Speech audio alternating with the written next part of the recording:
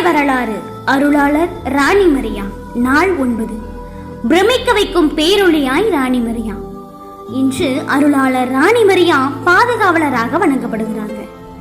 ஏழைகள், பழங்குடியினர், பெண்கள், சமூக நீதி போராளிகள், வட்டிச்சொரணலால் பாதிக்கப்பட்டவர்கள், மன்னிப்பின் பாதையை தேர்ந்தெடுப்போர்னு சொல்லி இவர்கள் யாவரும் ராணி மரியாவை ஒரு பாதுகாவலரா வணங்குறாங்க.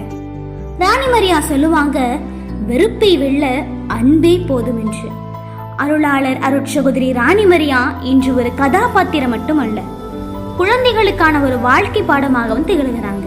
தன்னுடைய சாட்சி நிறைந்த இறப்பின் வழியாக மறைசாட்சியான ராணி மரியா அருளாளர் என்ற அரும்பட்டத்தையும் பெற்றிருக்கிறாங்க. இன்று மத்திய பிரதேசத்தின் கிராமங்களில் அவருடைய பெயர் உயிராக திகழ்கிறது. பல பெண்களின் கைகளில் தொழில்கள் பிறந்திருக்கின்றன.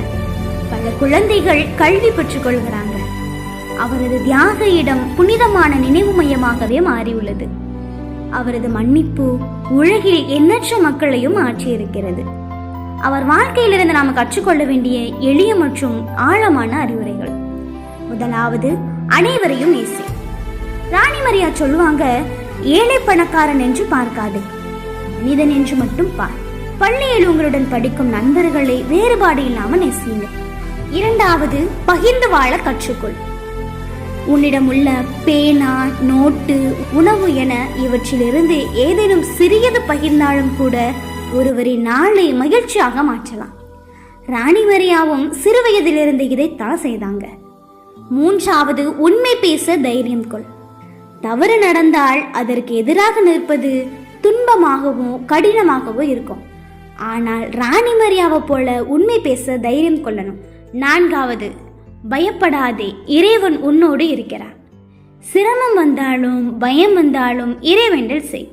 ராணி மரியா பயந்த நேரங்கள் எல்லாம் கடவுளையும் தன்னுடைய கடமையும் விட்டுவிடவே இல்லை.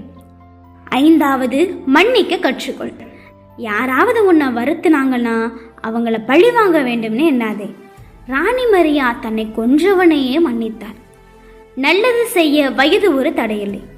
நான் ஒரு சின்ன பையன், சின்ன பொண்ணு என்று நினைக்காத. ஒரு நல்ல வார்த்தை, ஒரு உதவி, ஒரு சிரிப்பு, இதுவே பெரிய மாற்றத்தை உருவாக்கும்.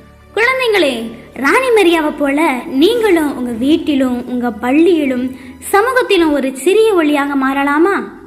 நன்றி.